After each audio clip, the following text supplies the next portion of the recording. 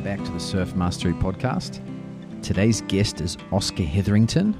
Oscar is a surfer and photographer from here in New Zealand, and Oscar came into my awareness last year when I saw his amazing images after he won the grand prize at the 2023 Follow the Light Surf Photography Awards. And it turns out he lives just around the corner, so we got to do this one in person. The intro and outro music was written by Joe Cole, a New Zealand musician. I gave him an early listen to this episode and he came up with this original piece, which I love. So big thanks to Joe for doing that. You can listen to his recorded originals on Spotify, Joe Cole, Joecole, and Joe Cole Music on Instagram. Today's guest, Oscar Hetherington, is at oscar.hetherington on Instagram and oscarhetheringtonvisuals.com. Of course, all of that stuff is in the show notes and at surfmastery.com for the links. But for now, please enjoy my conversation with Oscar.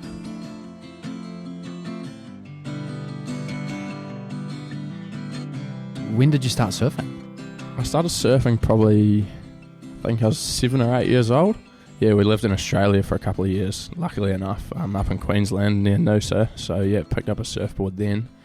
And then, 23 now, and I guess I grew up in Wanaka mainly, first of all, which is, pretty far away from the coast, as you can imagine. Yeah, I guess that's when I was first introduced to surfing. But then, since then, every holiday we've been on, every time we've been to the beach, I've just wanted to keep surfing, basically. Noosa, was that longboarding? Nah, shortboarding. Like I say, 7 or 8 years old, Dad was like pushing me in on a little soft top kind of thing. So Dad's a surfer? Nah, Dad wasn't a surfer, but living in a place like Noosa, he brought a board, just couldn't help himself. He started learning, I started learning, my little brother started learning. Yeah, we were all just out there as much as we could, and there's no excuse not to be when they've got warm water and good waves to learn in over there. So that's where it all began for me, really. Did it begin for your family as well, from living in Noosa? Did your dad keep surfing? Did your brothers keep surfing? My brother still surfs, just for fun. Yeah, he's more focused on rugby and other things. Dad is quite into kite surfing. Yeah, he's always been keen on anything in the outdoors, skiing, sailing. Yeah, gave surfing a go. Anything outdoors he loves. So yeah, he still kite surfs, but he doesn't surf anymore. So out of the family, it's mainly me, I guess, who's addicted to it. Yeah. And then what about art? I've always been pretty creative. From a young age, I don't know, just curious and drawing, painting. I remember picking up a camera when I was probably 11 or 12 years old and just curious to how they made movies, how photos were taken, all sorts of stuff like that. I probably didn't appreciate art when I was young, but I was just curious on how it was made, how people made movies, from the special effects to how they filmed the action stuff. Yep. Yeah, all of that. Did you have a favorite director or a favorite movie or a favorite photographer, artist back then? Or not really, no. I think I was too young. Like I say, I was just curious on all of it and how it worked.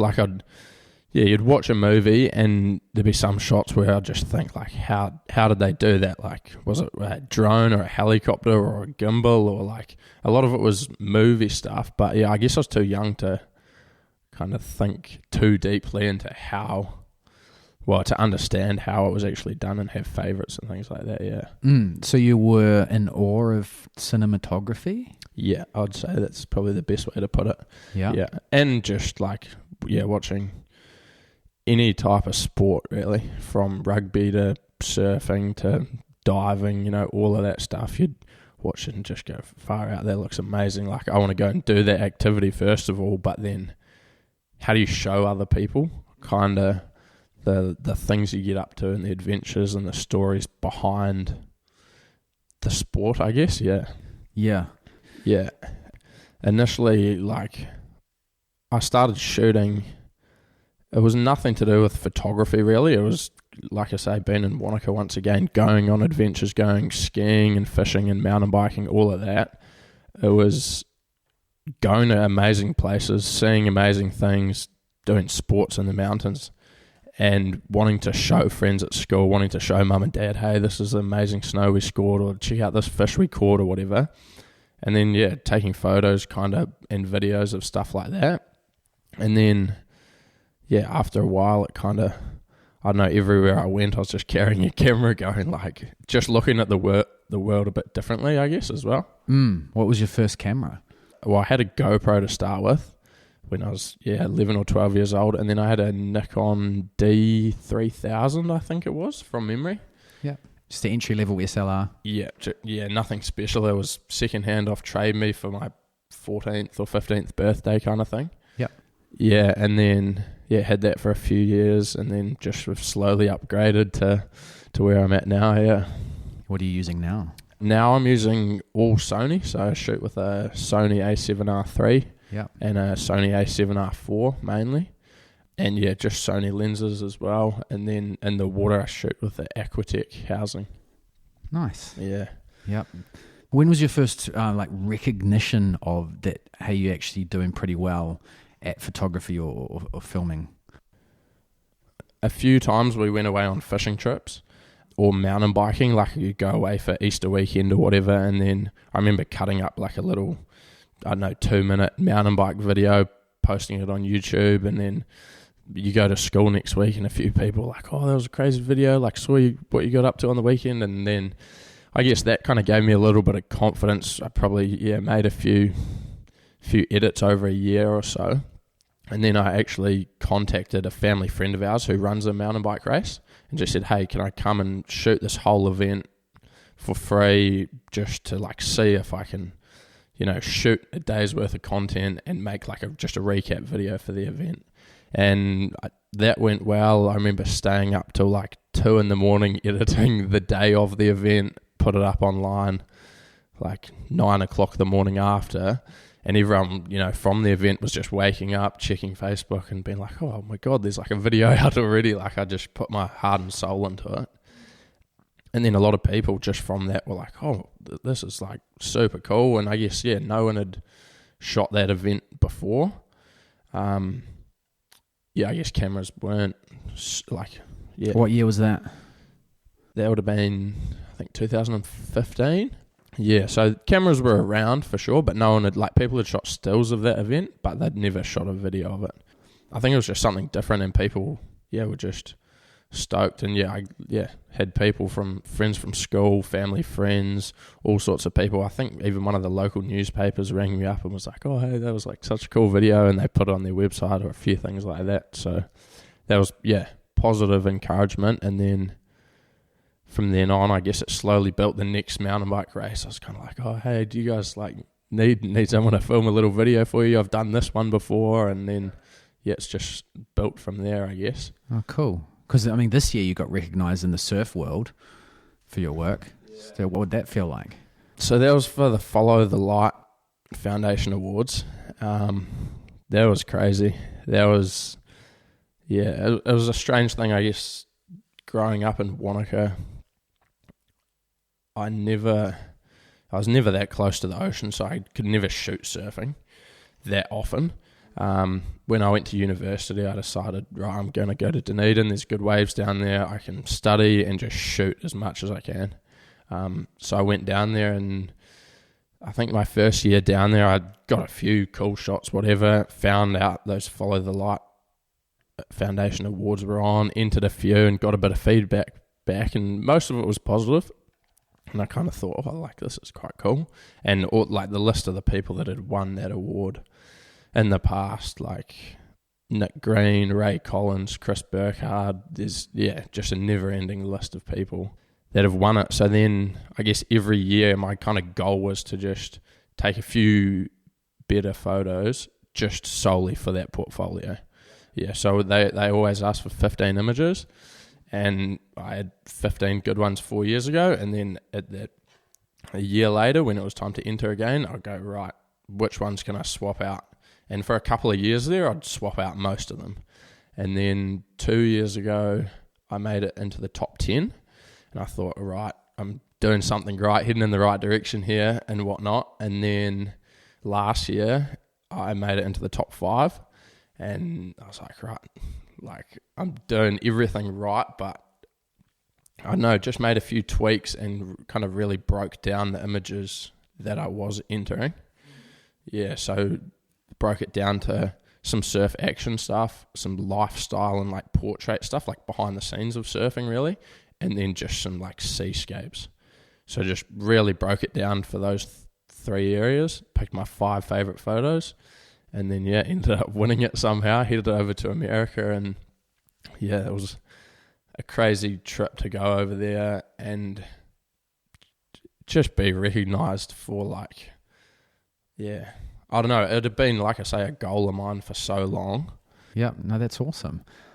Is any opportunities stemmed out of that? Yeah, there's been quite a few. Honestly, like over there on the award night, for example, like I'd never seen that many surfers in one place before. Like in New Zealand, it's, I don't know, a busy day at the beach here. There's 20 people in the water, 30 people in the water. There at that night, there was 1,000 or 2,000 people, and everyone surfed. Everyone was there for the same reason. So like, just the scale over there was awesome. So from that, I'm heading away to do a trip with Billabong this year, which will be pretty cool. I don't know exactly where or when I'm headed with them, but I'm looking forward to doing some work with them. Obviously they've been one of the leading surf brands for as long as anyone can remember. So that'll be awesome to get a foot in the door with them, meet some of their athletes and their creatives, and I'm really, really excited to see what we can come up with. Cool. Will you be the only photographer on that trip? You know? I'm not sure. No. Haven't told you yet? No, haven't told me. I've been in talks with them. They're just planning out a few trips at the moment, and then waiting for them to get back to me and figure out where we're off to. Yeah. Oh, that'll be exciting. Yeah, I'm looking forward to it. And I think the one thing within surf photography, or in surfing as a whole, that I like to show when I shoot is like, it's the whole adventure of surfing. It's not just someone standing up on a wave doing a cool turn or anything. Like there's so much more to it, that whole kind of adventure, searching for waves, like reading maps, weather patterns, all of that. That's what I love about it too. Like I say, there's so much more to surfing than getting a good wave, because there's so much before that can happen that has to line up. Oh, all of those zoomed in shots of the perfect turn that's been done. I mean, no one knows who took that photo. Yeah. But you see a shot that Chris Burkard has done. It feels that you feel the adventure of surfing, or Rambo's like, all those adventure surfing shots. Mm-hmm. And then you probably listened to the episode I did with Rambo. There's a lot that goes behind to capture those moments. Yeah, there's a lot that goes on behind the scenes.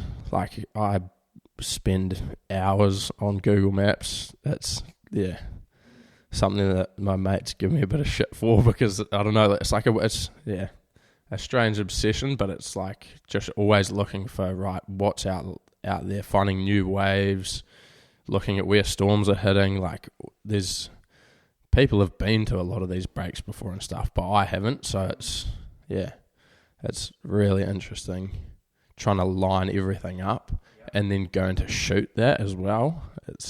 So you're actively seeking empty spots that no one goes to, essentially Google Maps. I mean, the New Zealand coastline's perfect for that. Yeah, the New Zealand coastline's perfect for that, and I think Rambo in particular has probably influenced that a lot. Like just some of his empty lineup shots, they're just amazing. Like everyone who surfs in New Zealand and around the world knows him and his stuff.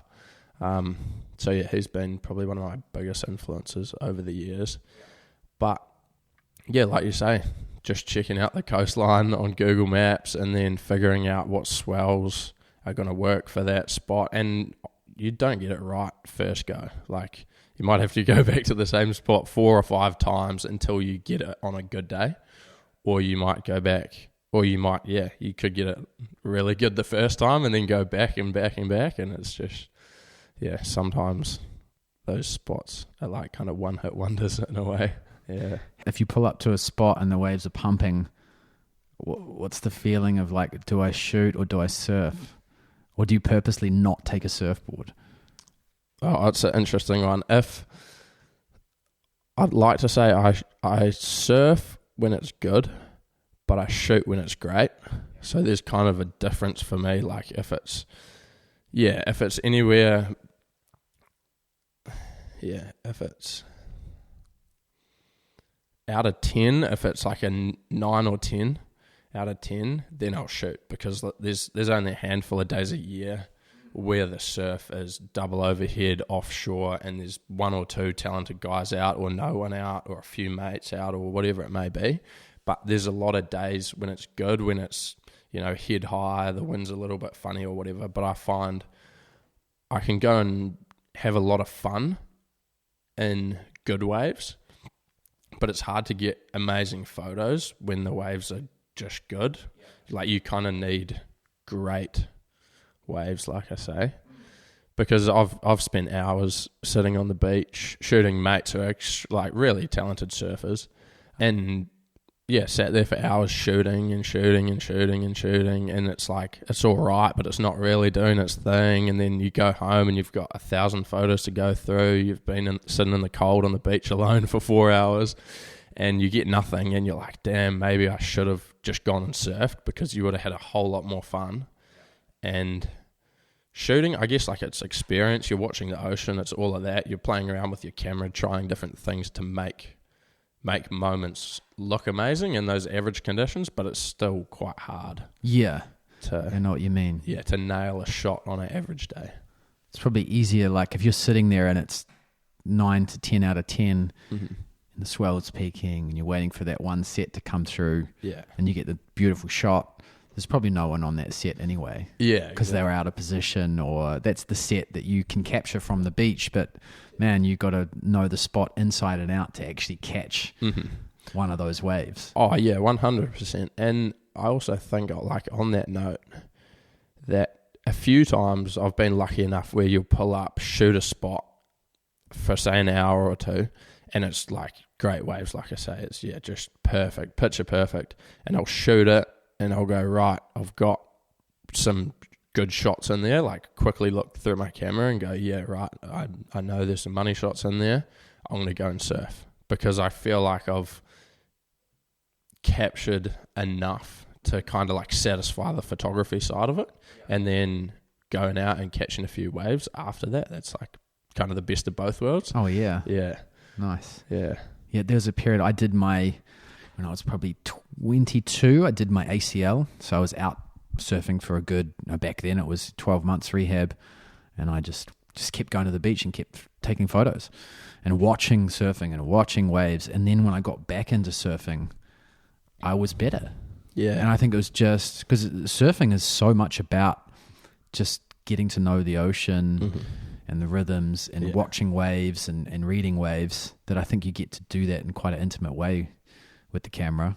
For sure. Because you're watching from pulled back, and then you can zoom in on your lens. Yeah. And you watch, that surfer should have been here. Yeah. Did you not see that set where I saw it coming? I was ready with the camera. He wasn't ready with his paddling, or so there's a lot of that. Yeah, I completely understand. Like, I've spent hours on hours looking at the ocean through a lens, and I think that's overall it's definitely improved my surfing. And I know other photographers and filmers the exact same. Like you say, it begins to become kind of like second nature to you, but you can pull up to the beach and you know where the rips are and all of that, because you've seen it hundreds of times before. Or you'll see someone and you, without even like lifting a camera, you can see, that person's too deep, they're not going to make that wave, or they did a turn in the wrong spot or whatever. So it kind of goes hand in hand in surfing, because then you can go out and be like, right, you know what waves are going to be the good ones, whether it's the slightly smaller ones in the sets or the last one of the set, first wave of the set. Like, I definitely think shooting, the sport that I also partake in, has benefited me as a surfer. Yeah. But I also think it's benefited me as a photographer, because I know the moments that surfers look for. And I'd like to think that I know how how to shoot the sport because I do it, you know what I mean? Like especially shots in the water and stuff, it's angles that only surfers normally get to see. If you're paddling out into the lineup and someone gets barreled right in front of you, that's not many people get to see that angle. But as a surfer, we all have seen that before, and you go, oh, that's like the best moment. So when you're shooting, I'm like, right, I know this is where I need to be. And if someone can surf that wave in that way and I'm in the right spot, then it might all line up. Or if it's an empty wave, that makes me just as happy because it takes one less variable out of the equation. Yeah. How often is it the case when, as you're pulling up and parking your car, that's the best set? Oh, always. Yeah, every time, eh? Yeah. I think I've definitely become better over the past year or two at just like slowing things down, whether I'm shooting or surfing. Just, I know like often, even with mates around here, I'll pull up to the beach and they'll chuck their suits on and just go jump straight in the water. I'll find myself 10 minutes behind them. And it doesn't bother me because I know you just get a chance to feel a few sets come through, look up and down the beach at other banks and things like that, rather than, like you say, it's always the case you pull up and you see the wave of the day come in and you're like, right, I'm going surfing there.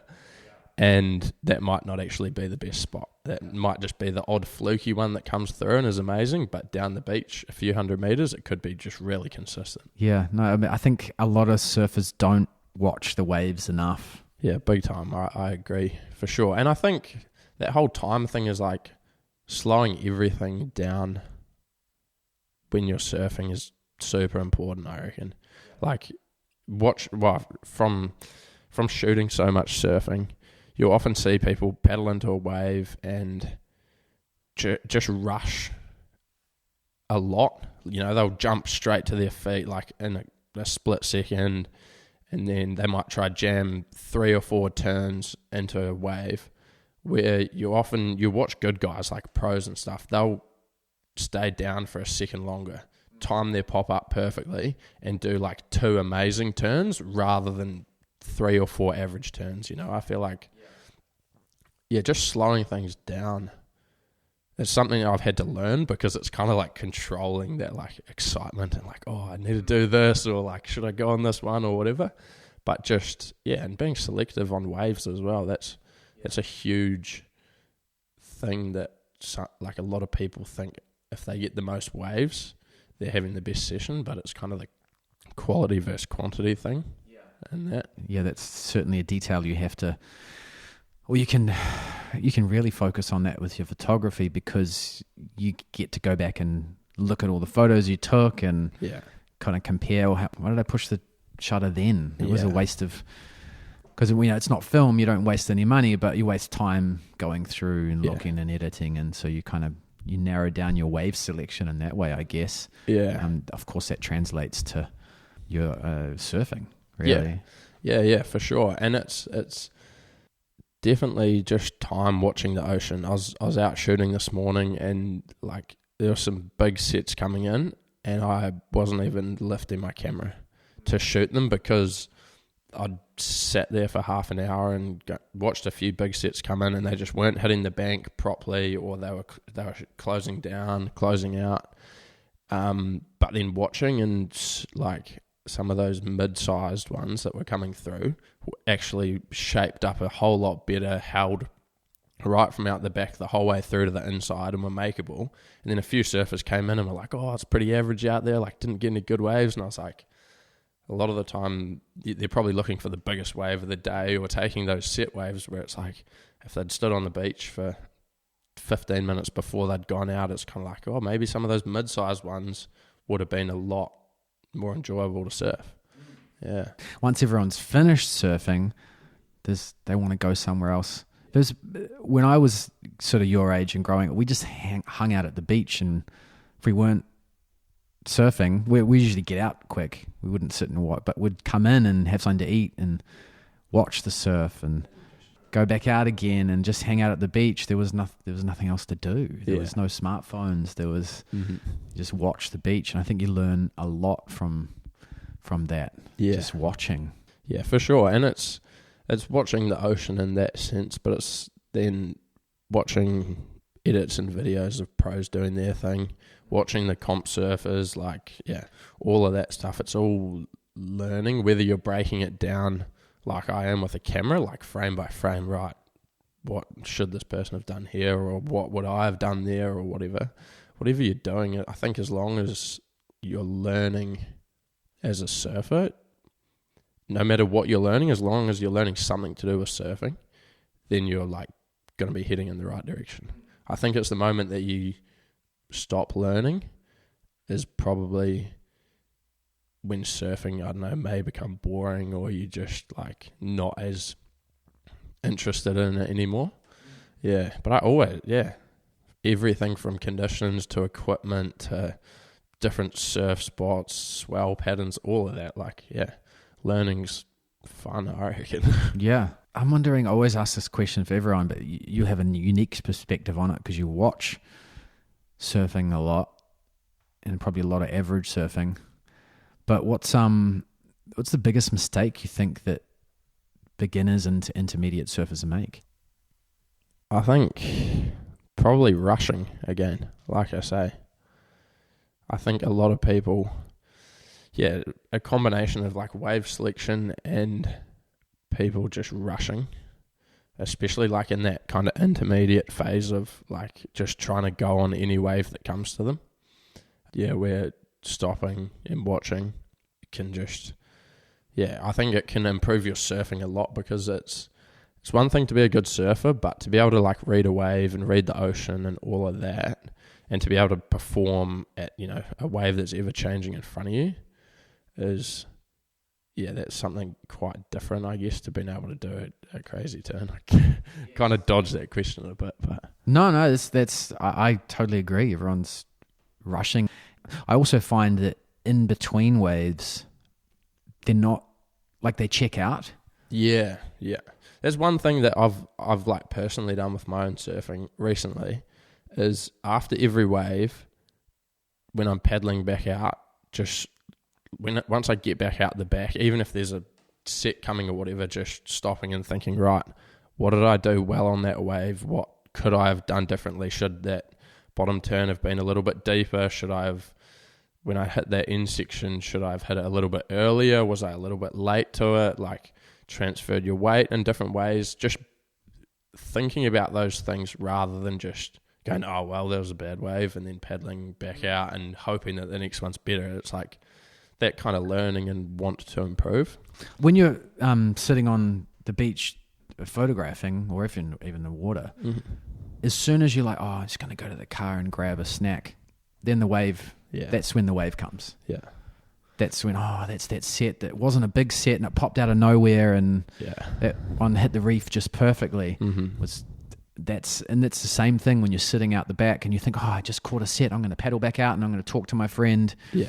And then that's when the set pops out of nowhere. So I think a lot of surfers don't understand that surfing is, if you're surfing for an hour, you've got to be focused on the ocean for an hour, not for 1 minute every 5 minutes. Yeah, for sure. And I think it's a funny one. I go out with some mates around here, and a few of them are just like, surfing's their social life. You've been working all week or whatever, and you go out on a Saturday morning for a wave, and they're just talking the whole time. And I feel bad, but sometimes I'm like, mid-conversation, I'm going on this wave, like, and they might not have seen it, or they're just out of position or whatever. But like, you've got to be focused on what's in front of you. Otherwise, you're going to miss the wave of the day. You're going to get caught inside by a big set. Like, you've got to be able to read what's happening in the ocean and react accordingly, essentially. Yeah. Oh, totally. I mean, sometimes you see a lot of good surfers have the ability to riff with you, but they might not look at you much. They're always just watching the horizon, and then halfway through a conversation, they just paddle away from you. And you can, it kind of feels rude, but it's not really. They're there to surf. Yeah, 100%. Some surfers, you might find, especially if you're new to surfing, you try and spark up a conversation and they won't even look at you. Yeah. They'll just blank you and maybe even paddle away from you.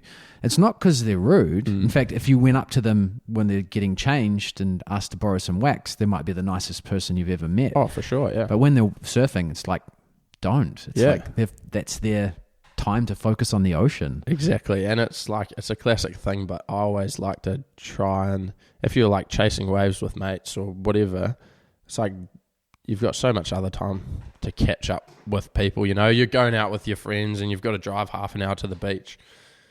Do all the talking then. When you're driving to the beach, that's when you're cracking jokes and having a laugh and having fun. Surfing, you can still do that for sure. But when it's good, like, you don't want to miss the wave of the day because you're turned around checking out your mate's new board or whatever it is. Like, check it out in the car park or like, you know, just, you've definitely got to focus on it. And as a photographer, that's a huge thing too. Yeah. For a few reasons, I think it's, when you're shooting in the water, that is, I think it's, if you, I don't know, I've found myself once or twice thinking, I just nailed that shot. Should I check it on the back of your camera? And then you check it, and then the crazy set comes in and you're out of position all of a sudden. Or, you've got to be super aware when you're shooting in the water. It's quite hard to move as fast as well because you're in the water. You're not on a surfboard as such. You've just got flippers on, so it's a little bit harder to get around out there. And that's another reason why I pay so much attention to the ocean, is because if there's tons of sweep down a point, for example, or whatever, and you want to shoot in the water, you've got to know what's going on, because at the end of the day, like, the ocean's in charge. You can jump out there and think you're lined up for the perfect shot, and then all of a sudden you get caught in a rip and you're dragged a few hundred meters down the beach and you've got to walk all the way back up and you've burnt all your energy, you got no photos, none of that. And that's hard work. Like, I've learnt myself the hard way many times. But what's your worst experience? Like I say, that's happened to me once or twice, probably a few years ago when I was younger, and you'd just pull up to the car park and go, holy moly, like, the surf's incredible. All your mates are there, or a bunch of really good locals are out there, and you just jump in and don't take the time to look.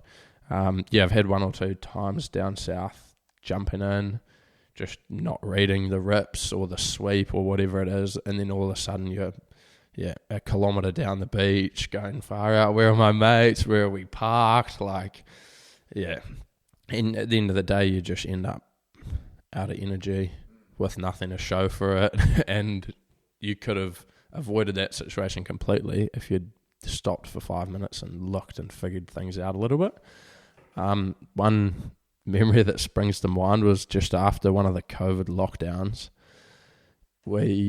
A few of my mates were all down in Dunedin studying, and uni was online and all of that, and we went out every day for probably a month to this spot down there that was just had really, really good sand. We were normally the only 3 or 4 people in the water, and I think it must have been my first or second year shooting surfing, because I only had a 3.2, and it was the middle of winter. I went down there, was shooting in the water for 3 or 4 hours, and I was just really cold. Like, got to the point where I couldn't press the buttons on my camera, and like my fingers just felt like rocks, like just, they were just, there was no movement in them. My feet were the same, and it was probably about a half an hour walk back to the car up this quite big hill, and I thought, it's all good. Like, walking back up the hill in my wetsuit and all that, like, I'll warm up, like, don't overthink it kind of thing. And then I remember walking back up the hill, and a few of my mates were talking to me, and I just remember, like, they, like, a couple of times were like, oh, you're right, like, you're like slurring your words a bit and stuff, and I was like, oh, like, no, I'm fine, whatever kind of thing. And then got to the car, and like, I couldn't do simple things like open the car door or like get my car, like find my car keys and things like that. And I would have had some mild form of hypothermia. Sounds like for it, sure. Yeah. But I kind of got to the point where I was like, oh no, just like the waves are firing. I'll just keep shooting. And then I was young, had the wrong equipment for sure. So I went home that night and brought like a full-on winter wetsuit with a hood, some new booties, some gloves, all of that, because I just got taught a lesson that day. And it if anyone else has been in a similar experience, you'll know it takes like the rest of the day to warm up. Basically, you get home, have a hot shower, having hot food, and you just like can't feel much. Basically, you can't really think. You're kind of just lethargic and slow, and that was probably one of the scarier times for sure. And I think that was an experience on my part. Maybe a bit of overconfidence being young, but yeah. No, you're lucky. You learnt the lesson, not the easy way, but not the hard way either. Yeah. I think it was like on the fence. Yeah. That day. Yeah. What's the biggest waves you've been out in, either surfing or shooting? I think I've surfed a few days down south where it's been like pretty solid double overhead on a few of the points down there where you don't get many people. It's definitely the fastest I've gone on a surfboard as well. There's a lift down there that I love, but you've got to, I don't know.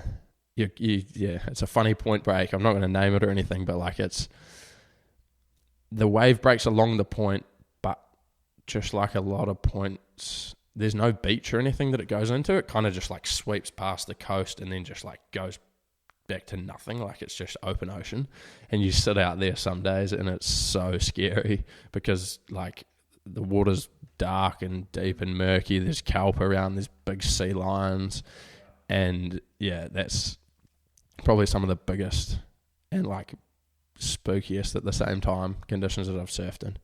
But you get to go pretty fast down some of those waves, ride a bigger board as well, which is super fun. And don't worry too much about getting barreled or doing the perfect turn or anything. You're just like hanging on for dear life. And then shooting, I've shot probably some similar conditions, but you've got to pick and choose when you shoot in the water versus on land, I find, because at a point like that, shooting in the water, it's an option, but it's when it's that big and there's that much water moving and things like that, and you don't have a board, it's pretty high risk. Yeah, and there's not down south where we did like a lot of missions to remote waves and things like that. It's kind of like if something goes wrong down here, where we've got no cell phone coverage, we're a 2-hour drive from hospital or whatever, so you kind of just think, right, I might go surf because you've got a flotation device, your mates are around and stuff. But if you're shooting, you're often sitting on the inside, the boys are focusing on surfing. They might be a few hundred meters away from you, so you're kind of by yourself. There's some big rocks around and all of that, so that's when I might choose to surf or shoot from land rather than get in the water. So it's just a kind of safety thing, I guess. I'd love to shoot some bigger waves, but it's just the time and the place, really. Somewhere where there's a lot of people around, warm water, like you see so many shots of pipe and a lot of places like that. It's like I'd like to say that I'd back myself to swim out and shoot some of those spots. I haven't ever had the chance to, and I'd still go in with the mindset that you've got to learn this wave and spend a lot of time watching it and all of that. But I think comfort-wise, I'm confident in myself that it's doable. Some warm water would be nice, eh? It's much, much nicer. And just easier. I reckon. I guess we don't really get huge, nothing compared to Hawaii here in New Zealand. But nah, not really swell-wise, eh? Yeah. No, not the 18, 20 second swells. They're pretty rare, and they usually the wind's all over it when we get them anyway. Yeah, for sure. There's a funny story as well that springs to mind. And I shot from land this day simply because it was huge and wild, but it was one of my favourite spots down at the bottom of the South Island, and we drove in there with, I think there was 3 mates and myself. We got the car stuck on the way in there, had to push that out of the ditch because there was a foot of snow on the ground, middle of winter. One of the guys forgot his booties and he was like, this is like the best day ever. It was double overhead barrels just crazy day, and the boys all went out, and within an hour, one of them had come in with a snapped fin box, and 2 others had snapped their boards, and we were just like, holy moly, like, it was just a massive storm, like 4 or 5 meter waves coming in, 40k an hour offshore, like hail for half an hour, sun for half an hour, hail for half an hour. Like, it was, yeah, that was a pretty full on day. But it's, I don't know, it's one of those days that you'll kind of remember for a while, because even though no one got the best wave of their life, I got a few photos, but nothing crazy. But it was just, yeah, like, I don't know, we gave it a good go, and the ocean and Mother Nature just showed us who's boss. Yeah. Yeah. Yeah, those days you got to keep going out, though. You never know. The wind drops off for half an hour, and exactly, you get one of those waves. Yeah. Take a photo of one. Yep. Yeah. What about your own surfing? Like, how's that going? Do you film yourself to get better? In what ways are you progressing and learning? I've never filmed myself, honestly. It's pretty rare. It's one of those funny things, like, I'm always shooting and stuff like that, but if anyone wants to take any photos of me at any point, I'd love it, because it's pretty rare that anyone gets a photo or video of me doing something I love, which is surfing, really.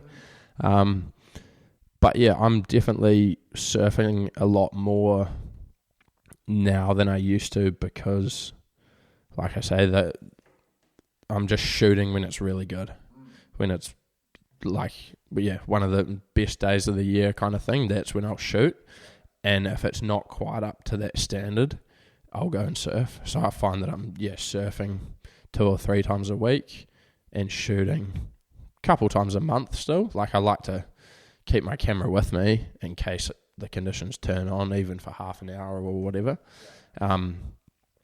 Doing some commercial shooting as well, and shooting some like fun lifestyle creative stuff, but definitely just focusing on my own surfing. And it just, like, more time in the water keeps you fit and healthy and all of that good stuff too. So you're not tempted to leave the camera on the dashboard, just or on a tripod on the beach, film yourself? I don't know, I just need to become friends with a few photographers or pay someone to film me, but I'm not too worried about it. Like I say, it's always nice when someone does get a photo of you, or a video or whatever, and then you can analyze it a little bit. But I think, like I mentioned earlier, when I surf nowadays, after most waves, I'll kind of break down what I think I could have done better, or what I read wrong, and things like that. So I think that's maybe one of the biggest ways that I'm kind of trying to improve my surfing, is like reflecting on it straight after it happens, rather than getting back to the car and being like, oh, that was like an alright surf, but like kind of not knowing why it was alright or why it could be better. It's kind of in the moment, like reflecting on that. Yep. No, self-reflection is one of the key things, and people are often scared to do it. They don't want to. And it's definitely like, there's always a fun side of surfing. No, that's the main reason I surf, is for fun, obviously. But I do, like, you do want to get better, as well. It's just a natural thing. Yeah, for sure. And I think too, like, I've tried to vary my surfing a little bit. I just used to only surf shortboards. I've got a log recently, which has just been super fun for, like, when the conditions aren't perfect, or when it's just waist high, or like some of those smaller, more average days and stuff, just finding like different ways to enjoy surfing. And that's something that's kind of kept me hooked and kept me motivated. Even if you'll have a long flat spell for a month, you like can still get out in the water and have some fun and try something different, new bits of equipment and stuff. It keeps it interesting. Oh yeah, just switching up your equipment is huge for your surfing. Having a quiver of boards that for certain conditions is because then when it is pumping and you jump back on your shortboard, you'd be surprised how much you've improved, because you've been riding different boards and reading waves differently because of it. Mm-hmm. And I think as well, one area, I guess it's kind of improving my surfing, but is just like looking into equipment more, and why certain boards or shapes or fin setups or whatever work better in certain conditions, and why things feel different under your feet as well. I think a lot of surfers, I don't know, they may go buy a new board and be like, right, it's got to be 6 foot and 34 litres or whatever, and that's all that matters. But it's like, no, there's a whole lot more to it. And maybe that comes from like a photography point of view, where there's a lot of like technical aspects to it and stuff. Maybe that's what interests me about it. But the equipment side of surfing is something I'm like, you can always learn more about surfboards and all of that stuff. Sometimes you don't need a brand new 1D $15,000 camera in every situation. Sometimes a Polaroid actually might be more suitable for what you want or whatever. Yeah, 100%. Same with surfing. I see, especially around here, it's just, sometimes I go to Tijuana and it's waist high, and there's people out on these shortboards that are meant for double overhead barrels. Yeah. And that they're not catching waves, they're getting angry. I'm like, like the amount of it, it's sort of like taking a Ferrari out where a Land Cruiser should be. Oh, exactly. Yeah, It makes no sense. Yeah. So choosing the right board for the conditions and stepping away from that performance shortboard, I think is.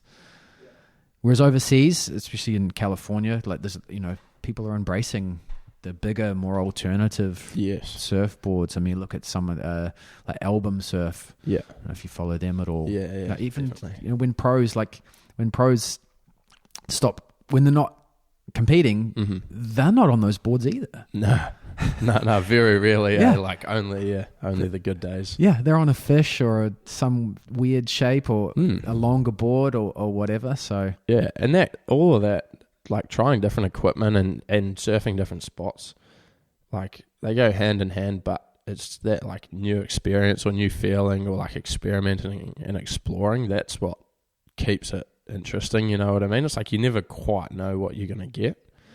But equipment, like surfboards, it's super interesting. There's like, I think the rabbit hole with surfboards is a lot bigger than most surfers realise.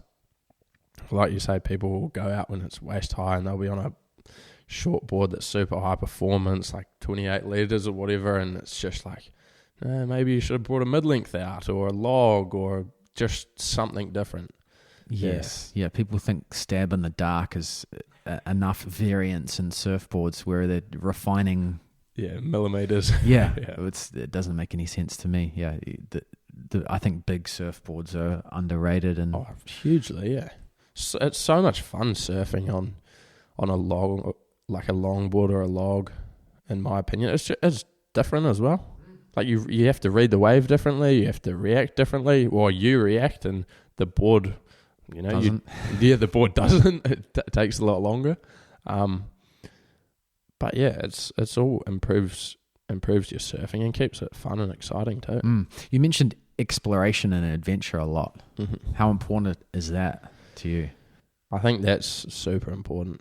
Yeah, that like reflecting back on it now, it's why I got into photography. Why I picked up a camera was because I'd love going to new places with friends, and normally it was a sport or an activity or an adventure or whatever that would take us to those new spots. And I think, I don't know, like I feel like there's just so much to see in the world and so much to do that it's like, why be content with surfing the same beach break week after week after week after week after week after week, you know what I mean? Like you can drive an hour from your hometown and I bet there's a beach that you haven't been to. Yep. Yeah. And there's probably no one surfing it. I know, yeah. I've had some experiences recently when it's been, where I've looked at Google Maps and watched swell patterns and weather forecasts and things like that. And driven an hour from here and scored perfect waves with no one around. And I'm kind of like, why not? Like, what? You know what I mean? Like, I think if you're willing to go on an adventure and like put yourself out there, give it a crack, what's the worst that can happen? Nothing ventured, nothing gained. Oh, for sure, yeah. That's what they say. Yeah. That's true. Yeah. Especially with surfing. Yeah. And I also think that there's so many like back to surfing being more than just standing up on a wave. The whole culture and lifestyle around it, the adventure side of it is like, I love that just as much as I love surfing. Because you can read a swell for a couple days, make a plan with your friends, go on a road trip, camp out for the weekend, and like, yeah, you might spend 4 or 5 hours surfing over that weekend, but you might spend 4 or 5 hours in a car, sitting around a campfire, telling stories, like cracking jokes, walking around the rock pools, going snorkeling, going fishing, whatever it may be. But like, those are all like side effects of going surfing, essentially. But they're all so much fun. So it's like, why not go on an adventure? And surfing might be the excuse. Often you get skunked, you don't get any waves. Yeah. But you don't regret going. Exactly, yeah. Some of, like, most of the best stories and like the funniest memories and things like that are from surf trips that are like, it's not when you're surfing the funny moments always happen, or the best times always are, yeah. So you mentioned the follow the light, right? Yeah. And you said that was a goal of yours. Yeah. And you achieved that. What's the next goal? It's a good question. I think it's a funny one. Winning the follow the light last year, I don't know. I feel like there's almost more pressure now than before, because looking at my name on that list of the other people that have won it in the past and seeing their work from when they've won it, they've somehow managed to like keep making amazing imagery or new imagery, or like finding new angles, all sorts of stuff like that. So I feel like now it's kind of like, I don't know, there's a lot that I want to shoot all around the world, and there's lots of different ways to shoot spots that have been shot hundreds of times before too. Goal wise, I guess, like in competitions with photography and things like that, I'd love to be recognised or do something with National Geographics at some point. It's not super related to surfing as such, but it's more just like some of their photographers and stuff over the years have been the best in the world, like captured the most amazing images that people will talk about for years and years and years to come. You know what I mean? You could pick up one of their magazines from 20 years ago and a lot of people will recognise that photo. So yeah, I'd love to do something either with them or win one of their awards. I think that would be. Do you do more photography outside of surfing, or? Yeah, I do. I guess my main focus is surfing and seascapes and things like that. But within reason, anything that interests me or inspires me, I'll shoot it as well. But then there's, not always do. Like fishing, for example, I'm never going to take photos of fishing. I'll go fishing or I'll go ride my bike or go tramping or whatever it may be. But I'm probably not going to shoot those things anymore. I'm just focusing on shooting surfing. Yeah. I'd also one day I sell prints at the moment, which is awesome. I think that's probably the best way to appreciate photography, is blowing up big, framed, on the wall, whether it's an office or in your house or wherever it may be. I think print is slowly dying with like surfing magazines and things like that. But everyone still loves seeing a photo blowing up big. Like you can appreciate that a lot more than looking at it on your phone, you know what I mean? Oh yeah. Yeah. So I think one day, like pushing that further, I'd love to make a book of some sort. Mm-hmm. When I was at university, I made one, like just 130-page kind of magazine. I only made 100 copies, I think, of it, which is cool to look back on. But yeah, I'd love to come up with some big adventure that kind of deserves to have a book made about it. Yeah. If that makes sense. I'm not sure exactly what that would look like at the moment, but whether it's, I don't know, a few ideas could be driving around the whole of South America for a year or two with a couple of mates and just going surfing, exploring new cultures, new places, food, people, landscapes, waves, all of that. But yeah, I mean, like, who wouldn't love to look at a book full of cool images of a trip like that, you know what I mean? Yeah. And going, like, for me, traveling and adventure and things like that, going to different places that are out of the way, that are harder to get to, that are more dangerous, whatever, that makes them more interesting to me. Yeah. Everyone goes to Hawaii. Everyone goes to Fiji. Everyone goes to Indonesia and stuff. And they have some of the best waves in the world, but you've seen photos of them hundreds and hundreds of times. It's been done to death. Yeah. Yeah. Yeah. I want to see some... Sounds like you're very photojournalistic inclined. Yeah. In a way. Yeah, I think so, definitely. Yeah. You would have seen some of the boys, Guy Willamant and Spencer Frost and Leddy, and a few of those other boys all went to Russia. Yep. Yeah, they went surfing on I think it was the Kamchatka Peninsula, which is like above Japan. Yeah. Surfed in the snow over there for 3 months. I'm like, that's awesome. No one's been over there, surfed over there, lived over there. Well, from like our point of view, you know what I mean? It's just something so out there and so unique that, yeah, that inspires me. And trips like that is what I'd love to do. Like, why not go to Chile or, I don't know, Africa, Madagascar, India. Like, you know, there's a lot of countries out there with incredible coastline. There's also a lot of islands. Yeah. Around not far from New Zealand. Like, I mean, Norfolk Island. I don't know if I'm sure it's been shot before, but it's probably got good waves. Yeah. I'd say so. Yeah. So, one of my big goals would be traveling and shooting and surfing for sure. Where to first? I don't know. Good question.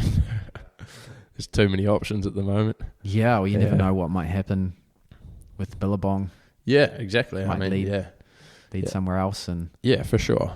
And it's a funny one too. I find a lot of people all around the world, but in New Zealand too, they'll go on surf trips to Hawaii or Indonesia, Bali, wherever. But I feel like there's so many good waves that are undiscovered around New Zealand too. A lot of them have been discovered now, but like there's still places I haven't been. Haven't been to Taranaki yet. Yeah, which blows your mind, but you know, it's only a few hours in the car. Yeah, there's places everywhere. I mean, I lived in California, which is crowded. It's crazy crowded. Yeah. But you can drive half an hour out of town and surf by yourself. Yeah, exactly. And that's true of almost anywhere. If you're willing to go a little bit further than everyone else, you'll find waves that aren't crowded. And that's what every surfer listening to this wants, is uncrowded waves. Yeah, exactly. Everyone's complaining about how crowded it is, but just get in the car or travel. It's I think travel and adventure is certainly not lost in surfing, but it's not as... the surfing magazines used to document it so much. Yeah. That whole traveling adventure aspect of it. And now it's all, like you said, you know, it's all the best shots from Hawaii or whatever swell is. Yeah. It's an interesting one. Another person that's inspired me a lot shooting wise has been Nick Green. I don't know if you've seen some of his stuff. He's based in Tasmania in Aussie. And I don't know, it's just... He's an amazing photographer, but he's shooting waves that a lot of people, like, I don't know where they are. You know, no one's seen them before, and he's got some good mates who are incredible surfers who make the place look amazing too. But it's like, it's all this new imagery coming out of, everyone's seen shots of Snapper and Bells and, you know, WA and Margaret River and all of that. But like Tasmania, it would be cold and stuff, but there's awesome waves everywhere. So just got to go out and find them, I guess, really. Yep. Yeah. Go out and find them. That's a good place to end, man. Thanks so much for taking the time to chat. Yeah, no, I appreciate it. Thanks very much for having me on.